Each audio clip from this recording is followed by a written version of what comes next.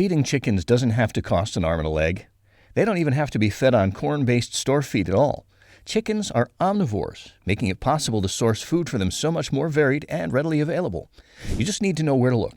Chickens aren't the most grown livestock on the planet for nothing. They are no-nonsense, can eat a greater variety of food than almost any other animal, and therefore are the most viable animal to keep, both for the small and large productions, if you can tap a good food source.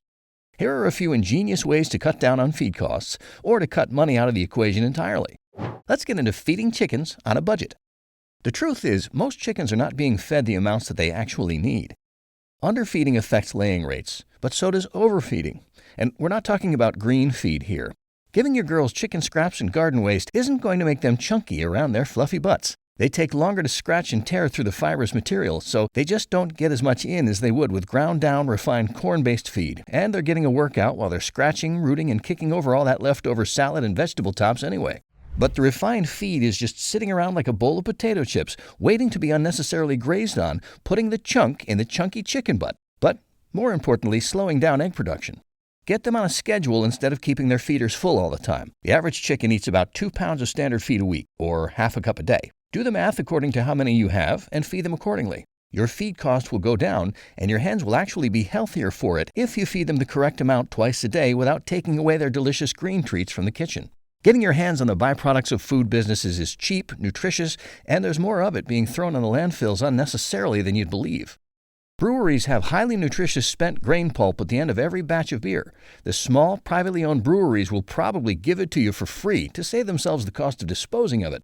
The same goes for beet pulp, almond hulls, sunflower stems and leaves, and any kind of grain straw after the grain's been removed. All edible. And not just for chickens. Everything we mentioned can be eaten by goats, cows, pigs, and sheep. The almond hulls, sunflower scraps, and grain straw might have to be chipped down somewhat for the fowl to be able to eat it, but they are a great source of protein, vitamins, and minerals for them.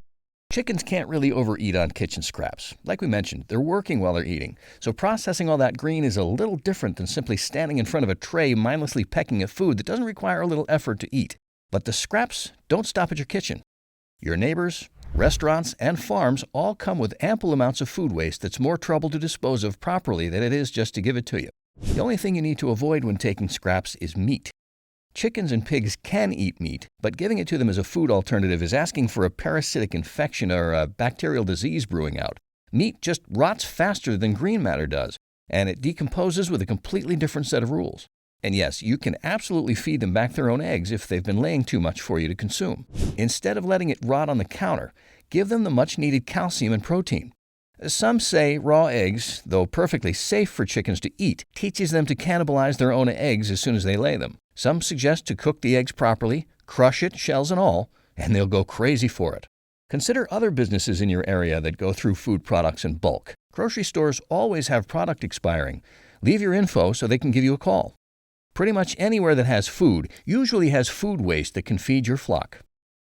Buy your feed in bulk. You can save 20 to 30% in feed costs every year if you do.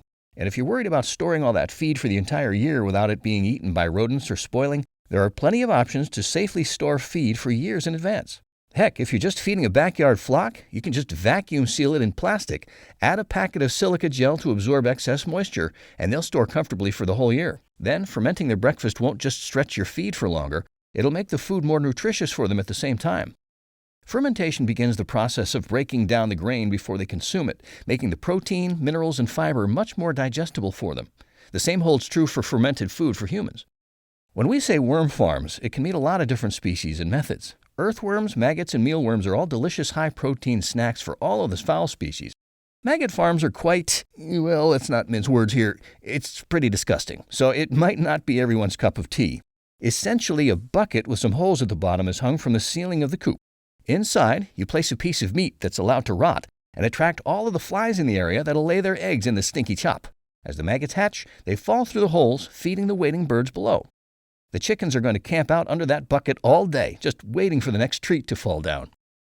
Breeding mealworms is much less fragrant, pretty low effort, and it only involves minimal interaction from you to keep them breeding and continuously supplying you with worms for the birds. If that's still too much for you, try earthworms.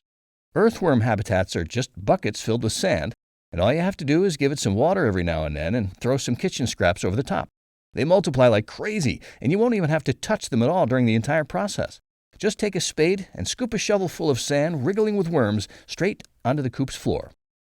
Since we're on the subject of worms and scraps, compost feeding is a very economical way to not only feed your chickens for cheap, but it also cuts your need for grain-based completely.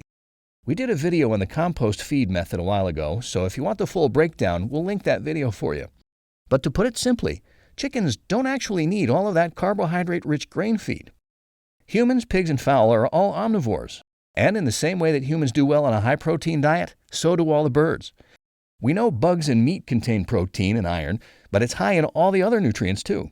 By allowing your hens to feed themselves on a compost heap, they can absolutely fulfill all of their nutritional needs and continue to lay as much as they would on grain-based feed while they're speeding up the composting process for you to use in the field.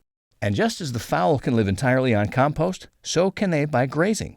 Yes, like cows and sheep, chickens are totally fine on a rotational grazing schedule. Some farmers say rotational grazing can cut down on as much as 50% of feed due to chickens being able to forage their own graze and grub. This also provides huge soil benefits with the additional nitrogen and grazing impact. Some say chickens are the most important part of rotational grazing schedule simply because of the nitrogen impact that ruminants do not have. See some of our other videos for tips and info about grazing chickens. If you have space, whether that be an entire field, a backyard patch, or even just a few square feet down in the basement, you can grow a lot of chicken food. Sunflower, alfalfa, and amaranth are just a few examples of sprouts that have a good amount of protein and lysine that most other green sorts lack and are highly nutritious to chickens. And if you do have a patch in the backyard to spare, you don't have to grow corn to feed them. Corn just happens to be the most viable high-calorie crop that's grown on a large scale. So that's why it makes up most of our animal feed, but it's a far cry from being nutritionally perfect. There are many more grains that can grow closer together, have more nutrients, and are more resistant to disease. As we mentioned before, alfalfa, sunflower, and amaranth are high in all of the nutrients any animal needs. They can grow densely together, and they are extremely hardy. Buckwheat, sorghum, teff, millet, and rye aren't far behind and produce an enormous amount of seed heads that store well in the long term, and the birds really do love it. You might not be able to fit enough in your space to cover their feed entirely, but you'll make an enormous dent in your expenses with very little effort. All of the crops we mentioned translate to field crops too, though most of them, especially millet, teff, and amaranth, have a habit of throwing down so many seeds that they continue to come up for years to come. So if you plan on growing your own feed, make sure that you set aside a permanent place just for planting those. Or run your girls through the field in a rotational grazing system. They'll peck up any seeds that the harvest missed. Look, you don't need a whole lot of space to take some strain off your budget, and you don't need to rely on just one method of sourcing either. Of all the options on the table, the more of them you utilize, the better it will be for the health and productivity of your chickens. So why not give those capable ladies the opportunity to feed themselves by running through your field, tilling it, fertilizing it, and making up the difference with what you can grow, produce, and source? They'll be happy, healthy, and they'll give you more eggs and juicy Sunday roasts for your kindness than you know what to do with. And if you're here because you were worried about the cost of keeping a flock on your own, with all of the ways to keep them fed, almost all you have to do is buy the materials you need to build them a coop. The rest doesn't have to burn a hole in your pocket if you don't want it to. Or what do you say? Have we missed any free, cheap, or easy places to source feed from? Let us know in the comments below. You know how much we love hearing from our viewers. And like always, don't forget to like, subscribe, and to share this with other chicken parents who are in need of ways to cut costs to feed their animals. Until next time, cheers.